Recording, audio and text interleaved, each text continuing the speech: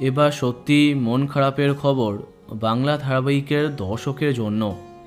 বেশ কয়েক বছর পরে আবার প্রধান চরিত্রে কামব্যাক করতে যাচ্ছিলেন গোয়েন্দাগিন্নি পটল কুমার গানওয়ালা খ্যাত সাহেব চ্যাটার্জি। বর্তমানে এই বাঙালি অভিনেতা টলিউড এবং বলিউডের দর্শকের মন সমান তালে জয় করছেন। শুধুমাত্র অভিনয়ে নয়, তার কণ্ঠে মুগ্ধ হয়নি এমন কেউ নেই। তবে এবার সবচেয়ে জনপ্রিয় ধারাবাহিক থেকে বাদ গেলেন অভিনেতা।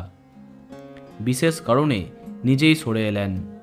আমরা কথা বলছি বাঙালি মেয়ে রূপালী গাঙ্গুলি অভিনীত অনুপমা সম্পর্কে। আরম্ভ হবার পর থেকে জনপ্রিয়তার শীর্ষে এই ধারাবাহিকটি। বর্তমানে গল্প যেদিকে এগোচ্ছে তাতে প্রধান ভূমিকা পালন করছেন আরও এক বাঙালি টেলি অভিনেত্রী অদ্রিজা রায়।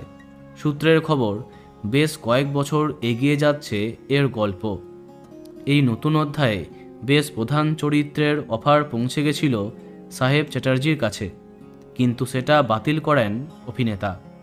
এর কারণ প্রসঙ্গে আজকাল .in-এ তিনি জানান, খুবই গুরুত্বপূর্ণ চরিত্রের প্রস্তাব এসেছিল। মাসে 15-20 দিন শুটিংয়ের ডেট লক ছিল, কিন্তু বলিউড এবং টলিউডে বেশ কিছু কাজের সুযোগ আসায় মেগায় অভিনয় করা আর সম্ভব হয়নি।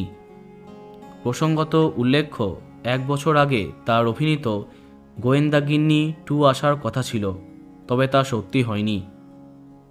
তো বন্ধুরা, এখন তোমার কি মন্তব্য কমেন্টে জানাতে পারো। আর এই রকমই আরও অনেক ভিডিও পেতে সাবস্ক্রাইব কারেন্ট বস। ধন্যবাদ।